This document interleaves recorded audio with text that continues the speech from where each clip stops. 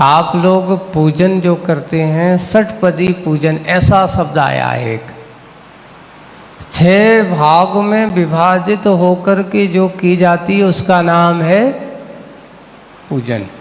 आवश्यक सबसे पहला अभिषेक। पहला क्या है? अभिषेक। कहीं कहीं लोग आकर के कहते हैं महाराज पूजन के तो 5 अंग बताए हैं, पूजन के 5 अंग बताए हैं। बिल्कुल 5 अंग हैं, लेकिन अभी आचार्यों ने और हमारे भगवंतों ने उसमें लिखा आवश्यक में षटपदी आवश्यकम श्रावकम कर्तुम। 6 प्रकार के कर्तव्य को करना ये श्रावक का परम कर्तव्य है। सबसे पहले 6 विवाह, सबसे पहले भगवान का अभिषेक करना। अभिषेक करना यानी जाकर के भगवान के सामने अभिषेक आदि की क्रिया करना। फिर उसके बाद पूजन के 5 अंग कौन कौन से हैं? तो सबसे पहला भगवान का आवाहनम, पहला अंग है। आप क्या कहते हो? अत्र अवतर अवतर संभोसटित इति आवाहनम। अच्छे से सोचना, कई लोग तो इस सब में आवाहनम आवन जोड़ देते हैं। हाँ, फिर आत्रमम सन्नितो भव भव वसट सन्निधि करणम, है ना? दूसरा हो गया। तीसरा कैसे कहा? आत्रमम सन्नितो भव भव वसट सन्निधि करणम। अब इसके अर्थ क्या है बताओ? आपने करते, रोज करते हो आप लोग पूजन करने वालों। आवाहनम तो उदाहरण, एक छोटा सा उदाहरण देते हैं। आपके घर पर कोई मेहमान आया है? मेहमान आता है तो सबसे पहले आप उससे क्या कहते हो? आइए, स्वागतम, ये कहते हैं ना। फिर दूसरे जैसे ही वो अंदर आए तो फिर आप उससे क्या कहते हैं दूसरे चरण में? बैठिए, है ना? बैठिए साहब, बैठने को कह देते वो बैठ जाता है। फिर आप उससे कहते, वो अगर मान लो तुम जहां बैठे हो उससे दूर बैठ गया, क्या बुराई है? का अरे पास में आके बैठो भैया, निकट बैठो। ये 3 चरण है। ऐसे ही भगवान, सबसे पहले मैंने आपकी आराधना के गुणों से आपको बुलाया, मैंने अपने हृदय में आवाहनम, अत्र अवतर अवतर संभोसट, है ना? अच्छे से थी आवाहनम है। फिर बाद में सन्निधाप स्थापनम, बैठिए, मैंने आपको अपने हृदय में क्या किया है? विराजमान किया है। भगवान दूर नहीं, सन्निकट, एकदम पास में बैठिए। मैं दूर नहीं जाना चाहता, आपसे और हमारी दूरी बनी ना हो, मैं निकट रहूं। इसलिए क्या हो गया? सन्निकट हो गया। ये 3 चीजें हैं। तो कितने हो गए? पूजन के 3 अंग हो गए। चौथा अंग क्या है? अष्टपदी पूजन। 8 द्रव्य कौन से? जल, चंदन, अक्षत, पुष्प, नैवेद्यम, दीप, धूप, फल। ये 8 क्या हो गए? द्रव्य हो गए। इन 8 द्रव्यों को चढ़ा करके भगवान की पूजन करना, तो ये चौथा अंग है पूजन का। ये कौन सा अंग हो गया? लेकर के अपन ने चढ़ाया अच्छे से, एक एक गुणों को गुणगान करते हुए और अपनी कथा और व्यथा कथा सुनाते हुए। आप पूजन में अपनी व्यथा कथा सुनाते हो, भगवान मैं ऐसा हूं, मैंने ऐसा किया है और मैं ऐसा करना चाहता हूं जैसे आपने किया है। वो पानी का काम किया जाता है। वो अष्ट द्रव्य चढ़ाते हुए अपनी पूरी जीवन की यात्रा की कथा कहता रह जाए। जैसे कि हम कहे, क्या कहा, हे भगवान मैं जन्म जरा से बहुत दुखी हूँ। फिर बाद में आप, भगवान कब से संसार में भटक रहे हैं, ये मेरी संसार की भटकन का अंत कब होगा। तो दूसरा आपने क्या चढ़ा दिया, चंदन। भगवान आपने क्या पाया, ऐसा पद, ऐसा अक्षय सुख प्राप्त किया है, मेरा भी मन ललचाया है, मेरे मन में भी इच्छा है कि भगवान मुझे भी ऐसा पद मिल जाए, ऐसा पद जो एक बार प्राप्त हो जाने के बाद कभी छूटता नहीं है। एक बार और आज आप लोगों को बताते हैं, मतलब की बात आप सुनना बहुत अच्छा। संसार के जितने पद हैं वे छूटने के बाद उनको क्या लग जाता है, भूतपूर्व मंत्री,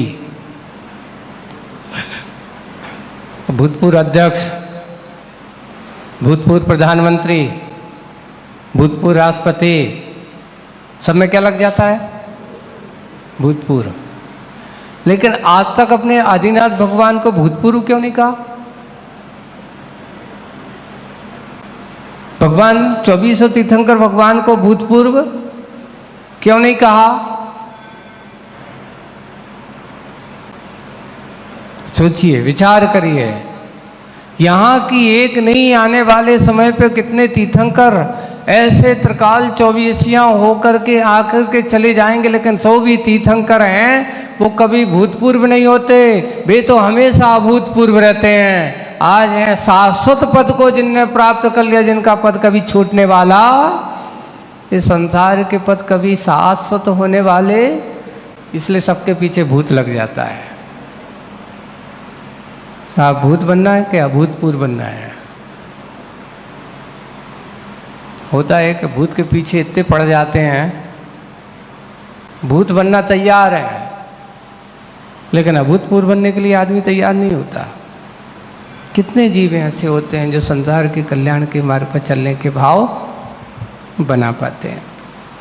इसलिए आज का समय हमारे जीवन का अभूतपूर्व समय की ओर कम, भूतपूर्व की ओर, इसलिए अहम के रस में घुला हुआ, तो बाद में अक्षय पद चढ़ा दिया, मन में विकार भाव पैदा कर देता है। भगवान ऐसे कामबाण विध्वंसनाएं पुष्पम निर्पामती, ये खाते खाते पूरा जीवन निकल गया महाराज, पर भगवान आज तक कभी संतुष्टि नहीं हुई।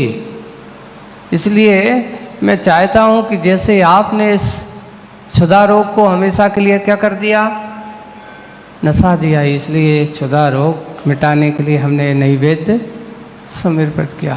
मेरा अज्ञान दूर हो जाए जैसे आपने अपने अज्ञान दूर कर लिया, मुझे भी आप जैसा केवल ज्ञान की प्राप्ति हो जाए, इसलिए मैंने ये आपके श्री चरणों में दीप चढ़ा दिया। भगवान जैसे आपने 8 कर्मों की धूप सी बना करके ये जला दी है, हमेशा के लिए नष्ट कर दिया है, मेरे अंदर भी ऐसी सामर्थ्य शक्ति आ जाए कि मैं भी ऐसे 8 कर्मों को जला सकूं। और जैसे ही 8 कर्म के जल जाएंगे तो मोक्ष फल मिलने में तुम्हें देरी नहीं है।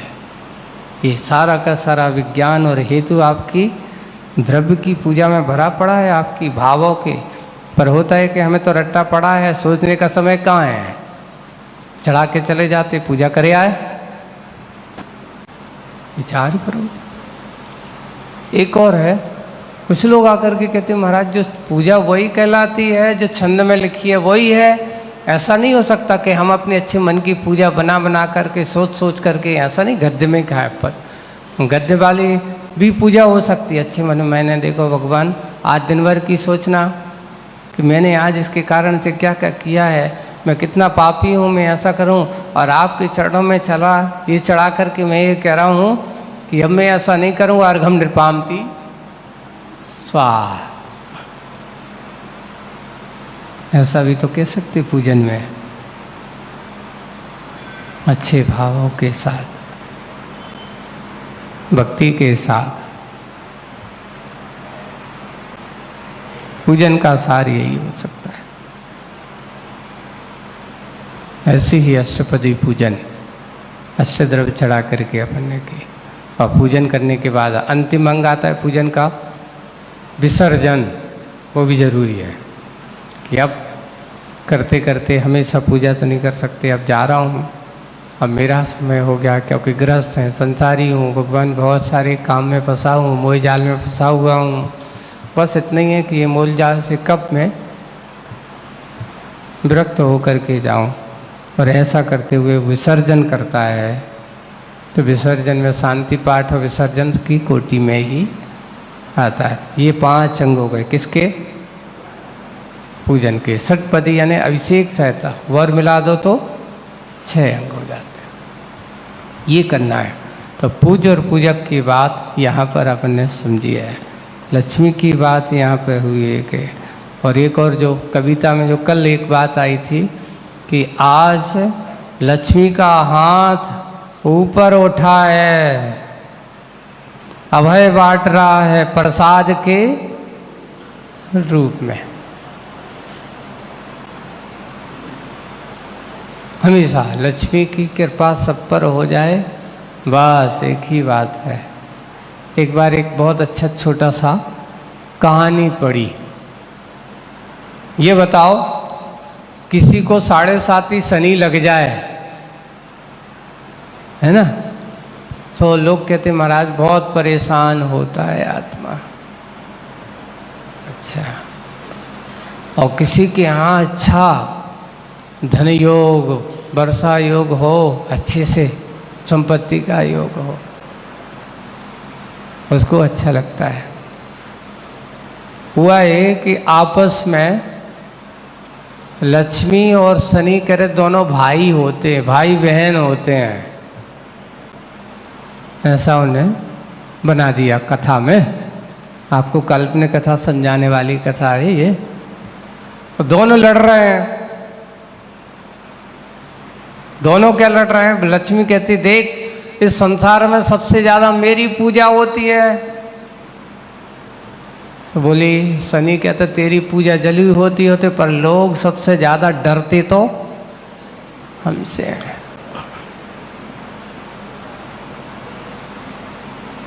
डरते तो हमसे हैं।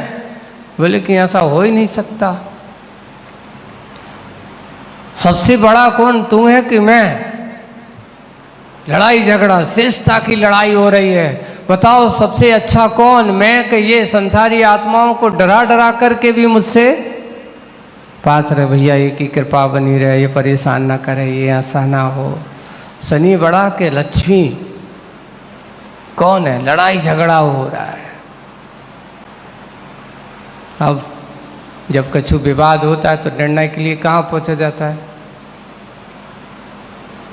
कोई अच्छे गुरु के पास पहुँच गए तो उनके जो पढ़ाए हुए दोनों जाकर के पहुँचते हैं, और पहुँचने के बाद कहते हैं कि गुरुजी आप ही निर्णय करो कि कौन श्रेष्ठ है, शनि श्रेष्ठ है कि लक्ष्मी श्रेष्ठ है, बताओ। तो अब गुरुजी भी कहते क्या कहें, अगर इसको कहते हैं तो जो नाराज, और इसको कहते हैं तो दूसरा नाराज, पहलो नाराज। पहले कहते हैं तो दूसरा नाराज, दूसरे को कहते तो पहलो। कोशिश क्या करना चाहिए? गुरुजी भी अब सोचते हैं कि एक काम करो, तुम लोग थोड़ा सा मेरा एक काम करके, दोनों एक साथ जाना और फिर लौट करके आना। एक ये धागा लो और सामने एक पेड़ है, और इस धागा को उस पेड़ में बांध करके आओ, दोनों साथ जाना और दोनों साथ वापस आना। फिर मैं बताऊंगा कौन अच्छा है और कौन बुरा है। गुरुजी ने जैसा कहा तो दोनों ने उसके कहे अनुसार चले जा रहे हैं। जाते गुरुजी बैठे हैं, देख रहे हैं, धागा बांधा, दोनों लौट कर। अब बताओ कौन श्रेष्ठ था?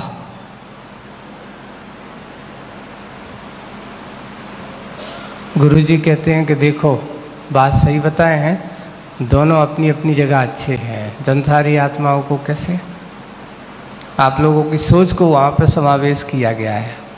इन लोगों को अच्छा लगना चाहिए ना, हमारे कहने से लोगों को अच्छा कहें ऐसा नहीं। ये बताओ, हमारे सोचने से लोगों को अच्छा लगे ऐसा कोई ज़रूरी है? नहीं ज़रूरी है। मैं तो बहुत अच्छा हूँ, बहुत अच्छा हूँ, ऐसा नहीं। ऐसे भी शनि और लक्ष्मी, मैं श्रेष्ठ हूँ, वो कहता है मैं श्रेष्ठ हूँ। अरे लोक में लोग माने तो कौन श्रेष्ठ है? दूसरे तो माने कि अच्छा कौन है, अच्छा ऐसी बात। तो अब बताओ कौन अच्छा है इन दोनों में? तो मैं बताता हूँ। गुरु जी कहते हैं कि देखो, जब शनि तुम यहाँ से जा रहे थे, जब तुम बहुत अच्छे लग रहे थे, है ना। और फिर बाद में कहते लक्ष्मी वहाँ से जब आ रही थी तो आते समय लक्ष्मी अच्छी लग रही थी। उदाहरण समझ गए? अगर किसी को शनि लगा हो और जब जाता है तो वो कहता चलो अशुभ के दिन आ गए, उतर गया शनि, यानी जाता हुआ शनि अच्छी लगता है। और जिसके घर पर लक्ष्मी आ रही हो, अगर नींद भी आ रही हो, कह दिया जाए कि तुम्हारे अभी 10-15 लाख रुपया आ रहे हैं और बहुत नींद आ रही हो, तो आदमी की क्या होती बताओ? रात के 12 बज रहे हो और उस किसी ने कहा कि हमारा आदमी रतलाम से चला है और इस बस पे बैठा है, तुम्हारे 1 करोड़ रुपया लेकर के आ रहा है, और तुम बस पहुंचेगी रात में 1-1:30 बजे। अब क्या करोगे? नींद छोड़ छाड़ के गाड़ी से बिल्कुल खड़े रहोगे रात में अंधेरे में, भैया गाड़ी निकल ना जाए, पैसा लेकर के आ रहा है। नींद भाग जाती है। वैसे लक्ष्मी की कृपा ये होती है। क्यों? संसार में महाराज बिना होके कछु काम, आम जन की यही धारणा है। पर इतना है कि लक्ष्मी के मोह में फंसा हुआ आत्मा